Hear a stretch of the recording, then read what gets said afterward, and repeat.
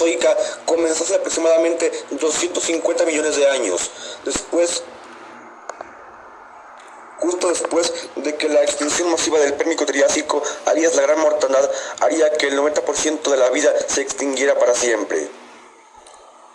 Después de la Gran Mortandad, muy pocos grupos de sinápsidos lograron sobrevivir, entre ellos cabiendo destacar sin duda al género Lystrosaurus, siendo que solo el género Lystrosaurus llegó a representar en algunos casos más del 90% de toda la masa de vertebrados terrestres, señal más que obvia de lo moribunda que quedó la vida después de la Gran Mortandad.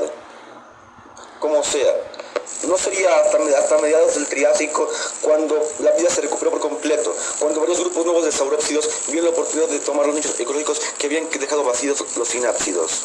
Mientras tanto, toda la tierra firme seguía siendo Pangea, por lo que los animales podían mirar de polo a polo siempre tocando el suelo, y la vida marina podía mirar a través del mar de Tetis. Ya para el Triásico medio, varios grupos nuevos de saurópsidos aparecerían, como por ejemplo los pantestudiones, es decir, tortugas y sauropterigios, que empezarían a repoblar el mundo marino. Entre ellos, los antepasados de las tortugas, los ictiosaurios y los notosaurios. Como sea, mientras tanto en tierra firme aparecería un nuevo linaje dentro de los saurópsidos, los arcosaurios, que rápidamente empezarían a ocupar los nichos ecológicos antes ocupados por terápsidos, evolucionando por ejemplo hacia grandes depredadores, como por ejemplo primos gigantes de los cocodrilos como el Postosuchus, de más de 6 metros de largo. A continuación aparecería el subgrupo Ornitodira, y con él los primeros pterosaurios y dinosaurios. Aunque para ser justos, cabe destacar que los primeros dinosaurios del Triásico eran más bien pequeños y de cuerpo delgado, como el Eoraptor o el Coelophysis. Para bien o para mal, bajo toda esta nueva presión ejercida por los nuevos reptiles dominantes, los últimos sinápsidos del grupo de los sinodontos se verían obligados a vivir bajo tierra, donde evolucionaron en nuestros antepasados, los primeros mamíferos verdaderos. Bien, en cuanto a la flora, las plantas que se reproducen por esporas están en declive frente a un nuevo grupo de plantas. Ahora bien, en cuanto a la vida vegetal, las plantas con esporas están en declive debido al auge de las plantas con semillas, específicamente en este caso las gimnospermas, siendo que el hemisferio norte se cubriría de grandes bosques de coníferas, helechos y benetitales, mientras que el hemisferio sur estaría dominado por árboles como el Glossoteris.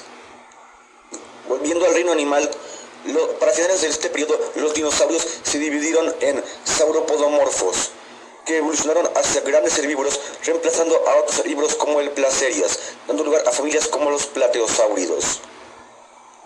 Mientras que los terópodos se mantendrían más bien al margen, por culpa de la gran competencia de los primos de los cocodrilos y los últimos terápsidos. Sin embargo, hace aproximadamente 201 millones de años, al final del Triásico, ocurre la cuarta gran extinción masiva de la historia, que volvería a asolar la vida en la Tierra, la extinción masiva del Triásico-Jurásico, en la cual perderíamos aproximadamente a 3/4 partes de la vida en la Tierra. Entre las víctimas extintas estarían los sinodontos, los últimos grandes terápsidos y los grandes grupos de arcosaurios depredadores de la época. Sin embargo, y como resultado, esto haría que los dinosaurios, que sufrieron menos bajas en comparación, se convertirán en los nuevos amos, dueños y señores del planeta Tierra en tierra firme, mientras que el mar estaría siguiendo dominado por los ictiosaurios, mientras que los pobres notosaurios se extinguieron. Pero, por otro lado, un nuevo grupo de reptiles marinos apareció, los plesiosaurios, que rápidamente ocuparon nichos importantes en el océano.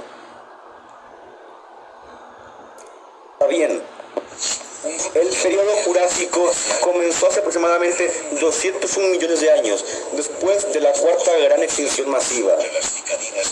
Durante el Jurásico, un nuevo grupo de dinosaurios, los ornitisquios, evolucionó hacia mejores herbívoros, como por ejemplo este Heterodontosaurus. También en esta época aparecieron los primeros tirióforos, aún muy basales. Por otro lado, los saurópodos crecieron hacia tamaños verdaderamente monstruosos, como por ejemplo el Brachiosaurus y varios miembros del grupo de los diplodócidos, que crecieron hasta así probablemente para protegerse de los nuevos carnívoros. Hoy en día sabemos que los saurópodos jóvenes en pleno crecimiento podrían subir ganando hasta 5.000 kilos al año, algo simplemente imposible para un animal de sangre fría. Por lo cual hoy en día los científicos están bastante seguros de que los saurópodos eran más bien animales de sangre caliente. Mientras tanto, en cuanto a los terópodos, en un mundo ahora libre de competencia, crecieron hasta ocupar los principales nichos de superdepredadores en tierra firme, con exponentes como el Allosaurus o el Saurophaganax.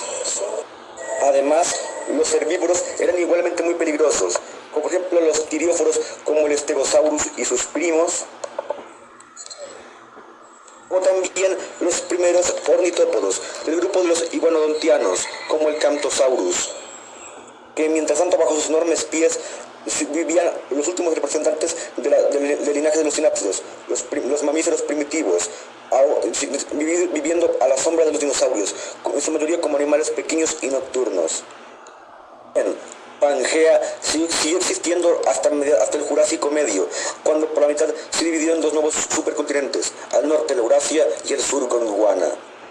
Hace aproximadamente 150 millones de años aparecieron los primeros dinosaurios avianos, como por ejemplo el famoso eslabón perdido entre dinosaurio y ave, el Archaeopteryx, que algunos consideran ya como una verdadera ave primitiva. Como sea, mientras tanto en el mar los ictiosaurios seguían diversificándose, mientras que los plesiosaurios y los pliosaurios se convirtieron en los nuevos depredadores alfa del mar, como por ejemplo el temible Pliosaurus funkei. Mientras tanto, los antepasados de las tortugas y los cocodrilos también seguían evolucionando y diversificándose. Hace 145 millones de años comenzó el último periodo de la era mesozoica, el Cretácico. Durante los 80 millones de años que dura este periodo cretácico, los dinosaurios se multiplicaron como conejos. Durante el Cretácico, los continentes poco a poco se fueron partiendo y dividiendo hasta que para finales de este periodo ya tenían una forma más o menos reconocible para nosotros. Por ejemplo, América se había separado de África, provocando el nacimiento del moderno Océano Atlántico. Sudamérica y Norteamérica se habían separado por completo. Y Madagascar se había separado de la India, de modo que la India quedó aislada en el Océano Índico y poco a poco se dirigía hacia el norte. En cuanto a la flora, las gimnospermas están en declive, como resultado del auge de un nuevo gran grupo de plantas, las angiospermas, es decir, las plantas que dan flor y frutos, como por ejemplo las hayas, los bananeros o la magnolia.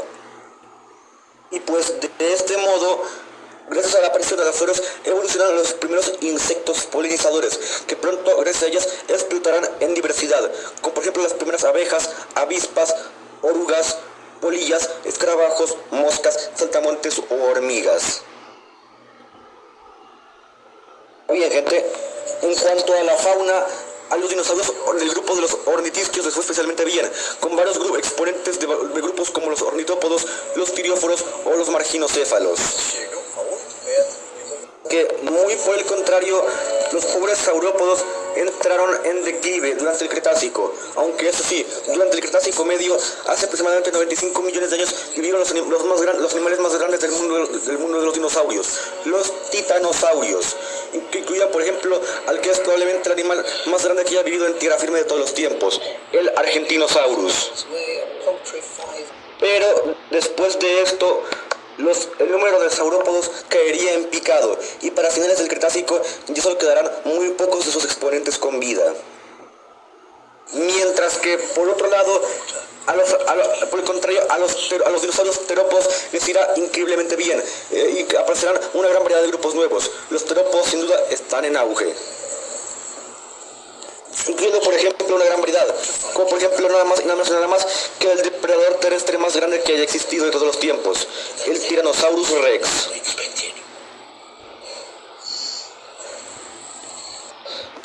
El grupo de los dinosaurios avianos está en auge, haciéndose especialmente comunes en todo el mundo, sobre todo en las zonas del hemisferio norte. Por el contrario, los pterosaurios fueron comunes hasta el Cretácico medio, cuando también ellos entraron en un grave declive. Y para el final del Cretácico, solo quedamos muy pocos pterosaurios, pero por la contrapartida fueron los más grandes e impresionantes de todos. Es decir, que los últimos pterosaurios fueron nada más y nada menos que los animales más grandes que alguna vez hayan surcado los cielos, con géneros como por ejemplo el Quetzalcoatlus,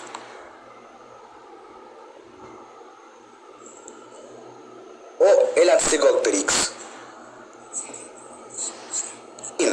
Muy por el contrario, las aves estaban en plena evolución, haciéndose cada vez más abundantes y exitosas, sino que incluso aparecieron algunas aves marinas, como el Hesperornis.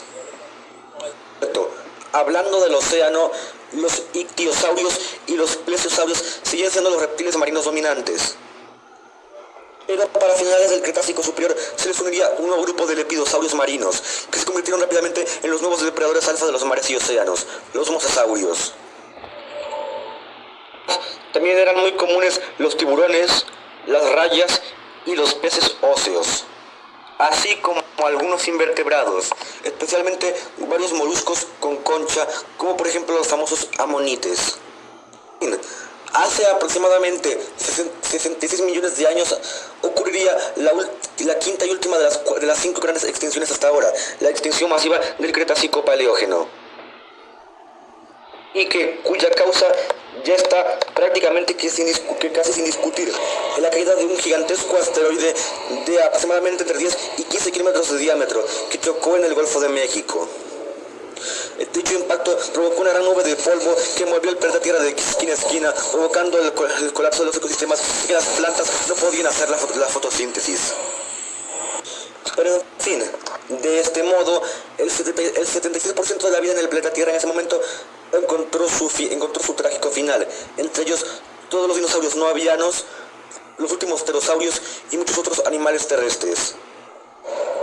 Mientras tanto, en el océano, una caída terrible del nivel de plancton marino provocó la extinción total de los mosasaurios, los plesiosaurios, ictiosaurios y los amonites.